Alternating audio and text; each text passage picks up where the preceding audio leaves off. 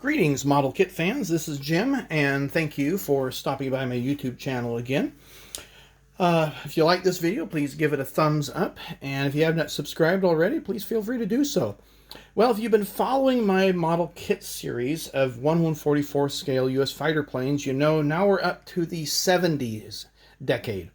And I find this kind of the most interesting decade of them all in the fact that very few of them actually were production models. In fact, some of them were, like the P-76 and the P-78 were actually produced under like the P-39 and the P-51, but for whatever reason the Army Air Force gave them a numerical designation in the 70s and then arbitrarily changed it back. So, at any rate, it's a most interesting decade, and to say the least, especially in design development.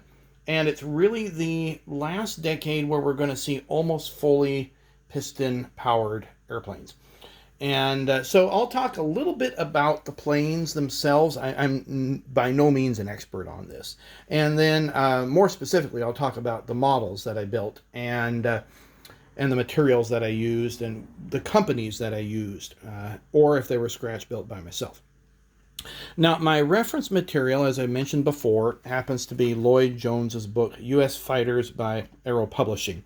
And if you want to see every single plane, just about, that was produced from the P1 all the way through, this was 1974, so it would have been the F-18, this is a great resource to have. Very simple explanations, just right to the point, and you have some wonderful 3 views, and these are what I used when I was building my models from scratch. I'd copy those off on the copy machine, shrink them down, and then to scale, and then base my model on that. So without further ado, let's go ahead and get started with the Douglas P-70. So you may recall in the last video that Northrop had been given the designation P-61 and was supposed to be developing a night fighter for World War II. But it was not ready when World War II broke out for the United States on December 7th.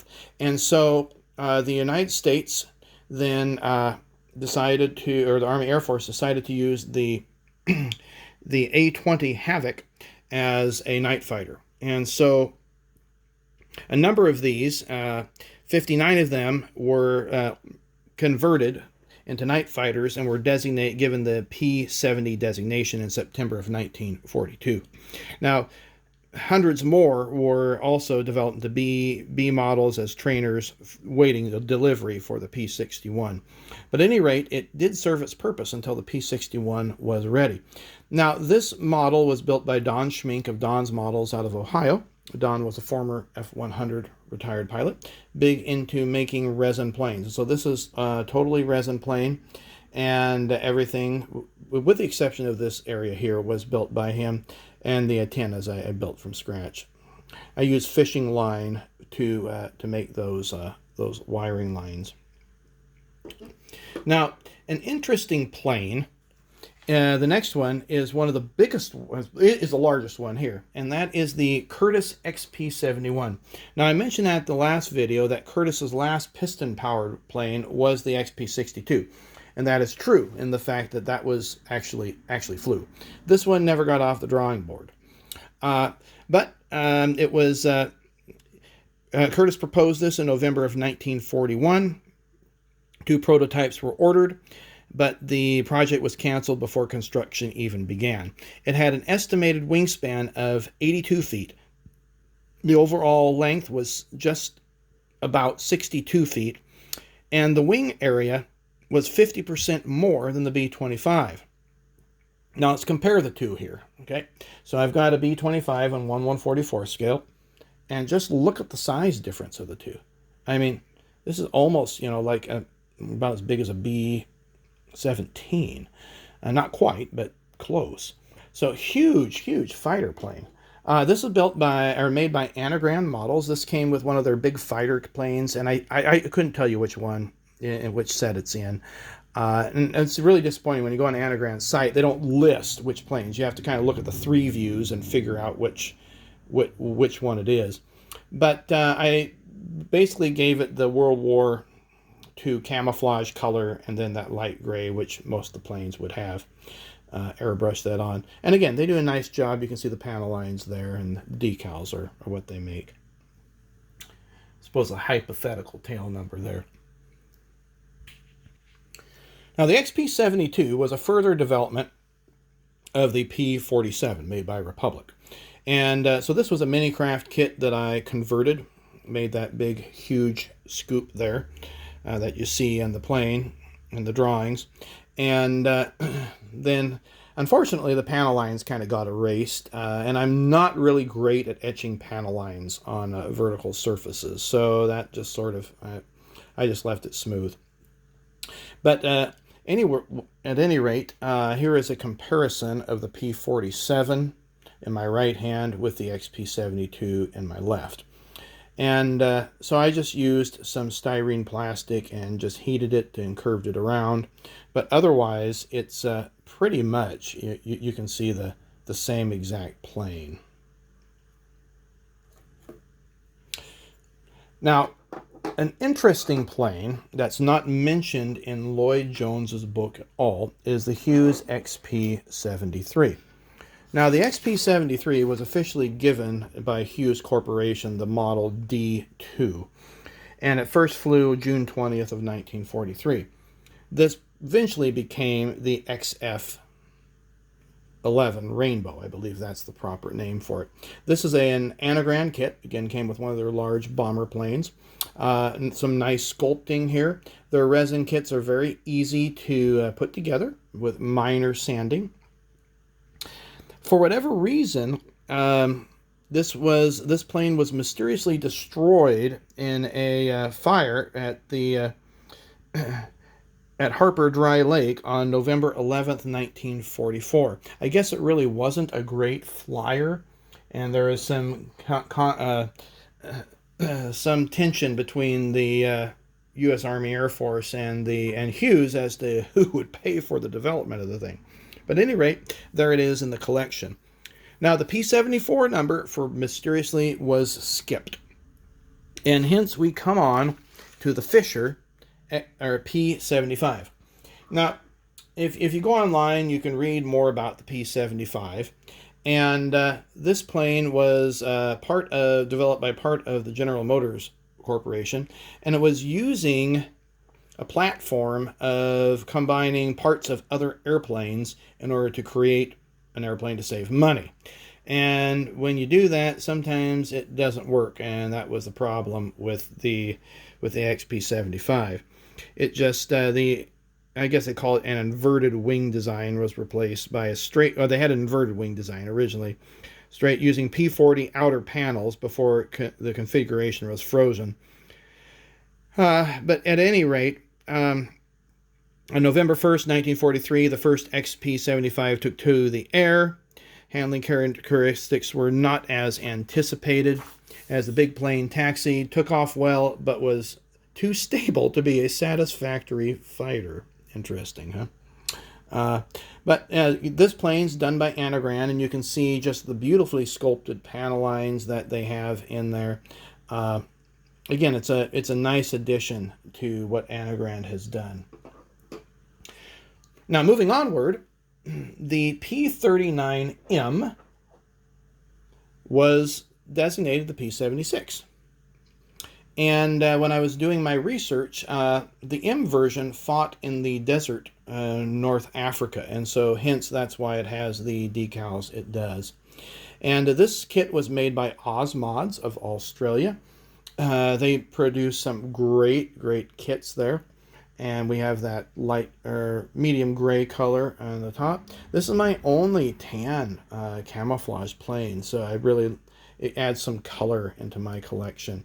And Osmods does some really neat planes. If you haven't checked them out, please do. Now, the most curious plane was the Revell XP-77. This is a scratch-built plane that I made. It's not available in resin or by any other companies. And I used an clear acrylic body and then styrene plastic wings and tails and propeller. When I take that clear acrylic, as I explained in the video of the P60s, what I end up doing is polishing it up really quite fine with fine sandpaper, all the way up to 12,000 grit, and then spray paint, or just, you could brush paint, I suppose, underneath where the canopy will be, so that way light reflects back and makes it look like you have a clear canopy. I don't make clear canopies very well, customization. Now, this was kind of a strange little puny plane. It was made totally out of wood and was supposed to compete and run circles around the Japanese Zero, but unfortunately, it just didn't. And it only had a top speed of 330 miles per hour at 4,000 feet. Yet its weight was under 3,000 pounds. I mean, it was just a very, very light plane. The decals on this were made by myself, and yeah, you just made them using the computer and just laser or inkjet decal paper. Now, the P-78 was really the P-51B, and so this one just has your normal camouflage or normal olive drab color for World War II. Pretty basic. This must have had a place for a stand. This was made by Revell, this kit, this B model, and so you can find that version made by them. We'll conclude here today with the Northrop XP-79. Now, Jack Northrop was always trying to get the flying wing to go. And as we know today, the flying wing design is extremely stealthy, and Northrop was way beyond his years when he created his flying wings. However, they just didn't have the computers in order to stabilize them, because this type of platform is not stable whatsoever. Well, up to a point, I guess. And it was supposed to have rocket engines in it, but the B version just had turbojet engines. It didn't actually fly until June of, let's see if I have the date right, no, September 12th, 1945, and it basically had one flight. According to Lloyd Jones's book, for about 15 minutes the fighter seemed to perform normally. Then at an altitude of some 7,000 feet, the XP-79 started into a slow roll from which it failed to recover. The pilot bailed out at 2,000 feet, but was struck by the revolving aircraft and was unable to open his parachute. The magnesium XP-79B was totally consumed by fire in its impact with the desert.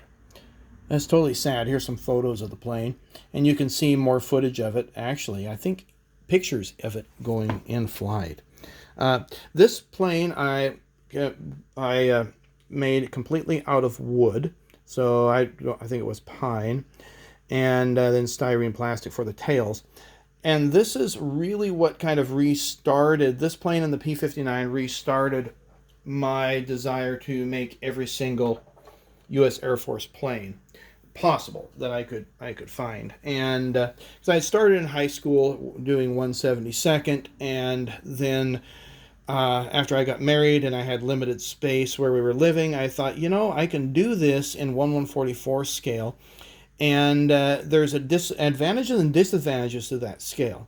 The advantage is that you don't have to put a whole lot of cockpit detail in, because there's not much there. The disadvantage is that you have such a small scale to work with. But the other advantage is you can store a lot of them. And so I decided to stick with this scale and complete my series based on that. Well, I hope you enjoyed this video. And again, leave it a thumbs up if you did. And we will see you in the next one when I go through the 80s. The F-80 all the way to the F-89 Scorpion. Take care.